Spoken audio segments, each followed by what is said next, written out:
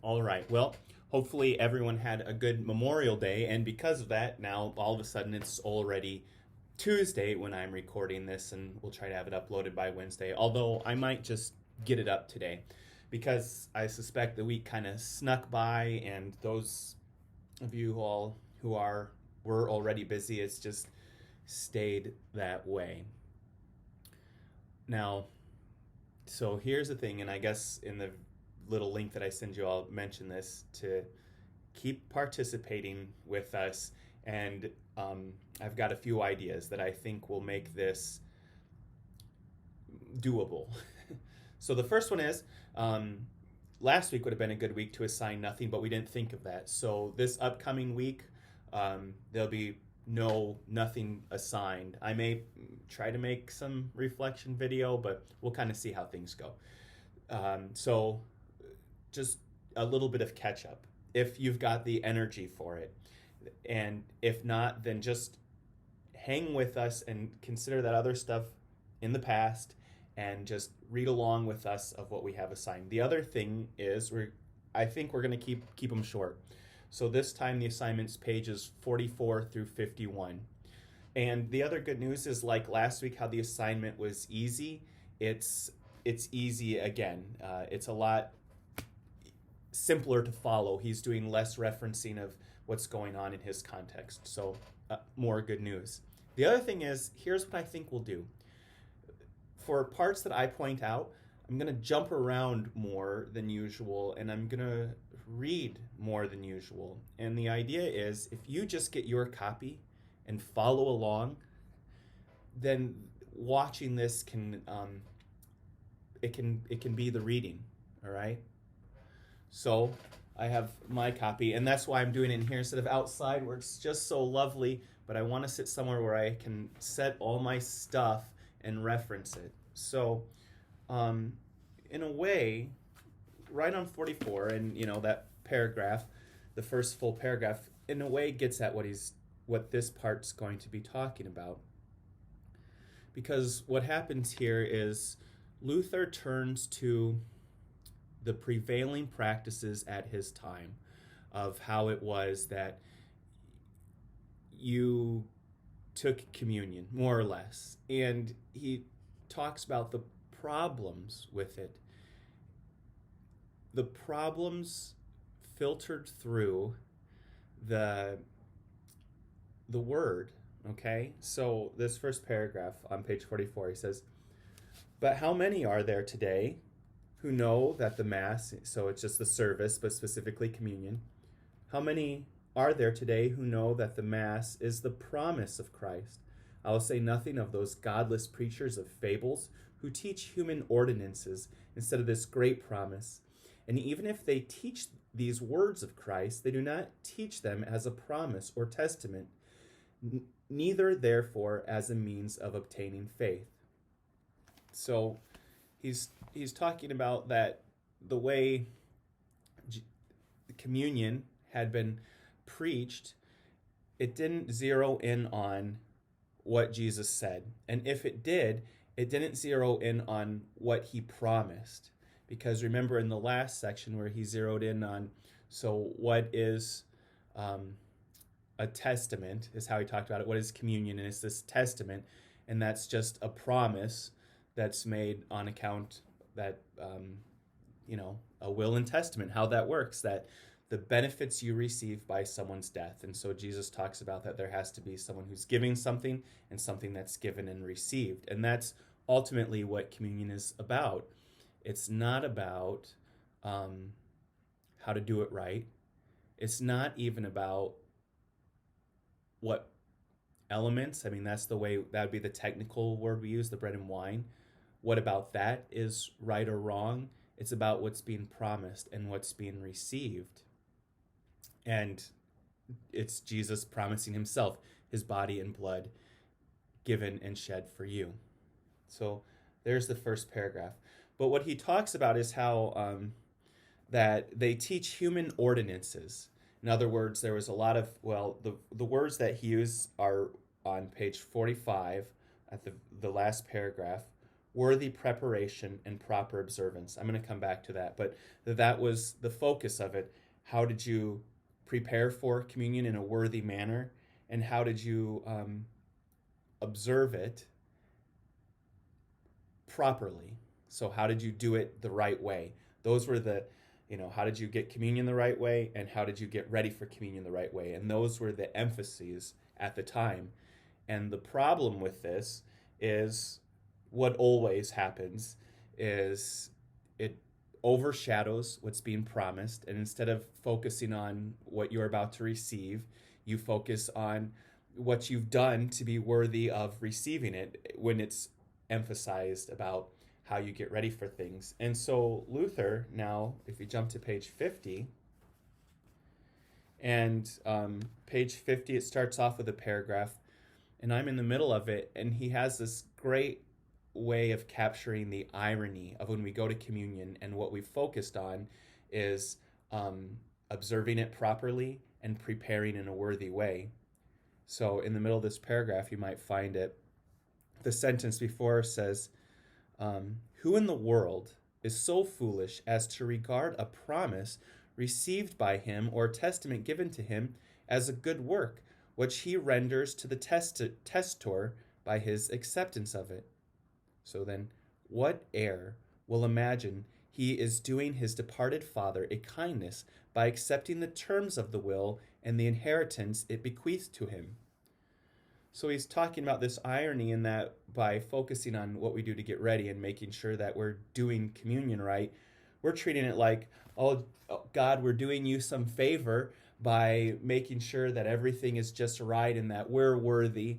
And that's not how a promise works. A legal transaction works that way, but a promise only works by the person who's giving the goods and the trustworthiness of their word to hand over the goods, and then simply the good fortune to be the one who inherits it all. So Luther's talking about that at the time, and we still do this in ways. And if you think about it, most of the arguments about virtual communion are focusing on how to do it right in one way or another. And Luther recognized 500 years ago how quickly it goes off the rails, and it doesn't become anything about what's being promised or not. So I want to talk about that. So let's jump back to page 45. I said we were going to go back to that page, and it's the last paragraph on the page 45, and it continues on to the next page. But what Luther does here now, so we've kind of talked about, here's not the way to do it. So on page 45, the end, Luther talks about, okay, well then how do you do it? And he says, hence the only worthy preparation and proper observance, so all that you need to be prepared and to do it right, is faith.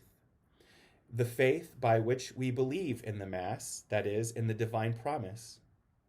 And then he says, those therefore who desire to approach the altar or receive the sacrament, let them beware lest they appear empty-handed before the face of the Lord. There's a citation 104, it's just right off there. But they will be empty-handed unless they have faith in the Mass or this New Testament. So this, what do we bring to communion so that we don't show up empty-handed? And it's the empty hands of faith, that trust is going to be filled. And that's all it takes, Luther wants to stress there. So without this faith, it always just quickly gets turned into something that we do, that's how we can be sure that we're doing it the right way. And those are more or less the paragraphs I wanted to talk about. On page 48, and I'm not going to read them now, but I'll point you there, and you can read it on your own. The first full paragraph on page 48, where it starts saying, now there are two things that are constantly assailing us so that we fail to gather the fruits of the Mass. So Luther's going to turn to, okay, well then what does keep you from receiving what communion has to offer? If it doesn't matter how you're prepared or how doing it right, what would keep you from it? And what he says not only is so in line with this faith alone, but it's also so keen into what makes humans like us tick. He understands what it's like to be a human being. So I would read that paragraph. It's not too long, and I think it'll get your gears turning, and you'll see what's so lovable about Martin Luther. Okay. On page 46, and again, I'm not going to read it now. I'm just turning stuff to kind of get your interest going. In that first full paragraph there, again, he turns a little bit about the sign, how ultimately the important thing is the word, which promises, everything that Jesus Christ has to give you. All right. But that the sign is an important thing. We're created creatures, and things that we can get our hands on are helpful for us. And he talks a little bit about it. He says, "This is surely true that to every promise of his, God usually adds some sign as a memorial or remembrance of his promise, so that we may serve him the more diligently, and he may admonish us more effectually," is the word that he uses. So anyway, there's a little bit of a reflection on the sign. And in communion, again, it's the bread and wine, right? Those are the things that we can hold on to. In baptism, it's the water. So it's just some stuff to get your gears turning.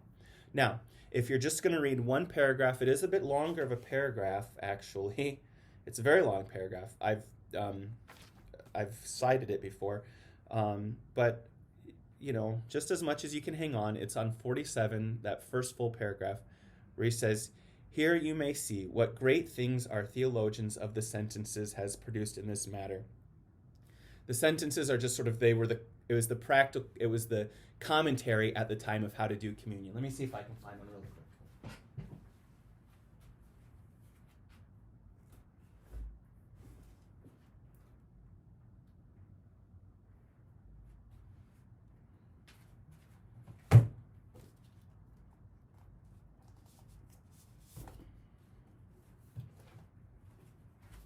Okay, so this is from the Episcopals, the Priest's Handbook, the Ceremonies of the Church. And then in here you can turn, and it's just got all these really explicit details about how to do communion. And even we have those in the Lutheran one too. So he's talking about those things. But he says, in the first place, not one of them treats of that which is first and foremost, namely the testament of a word and promise. So he's even kind of talking about that they just focus on how to do it right. Here's the way to hold your hands, and here's the way to face, and here's the notes to sing, but it doesn't have anything to do with the promise, okay? And so then he jumps off there, and he says, "And thus they make us forget faith and the whole power of the Mass." And so he's saying, focus on these things. You forget about faith and what it has to offer. And of course, that's the problem. So if you're going to read a paragraph, that would be the one that I'd encourage you to read. So those are the things that I wanted to cover. And I also thought of one last way to make this a little more participatory. This is a little longer, but I guess I should have expected that, since I was going to read through some things specifically. If Luther wants us to zero in on that it's about faith, and he wants us to really be cognizant of those things that might cause you to forget faith, whether it be just making sure that we think we're worthy enough, or that the pastor's doing it right, or whatever, because they make us forget faith. So where do you think all this fits into the question of digital communion, all right? So I don't think there's a right or wrong answer.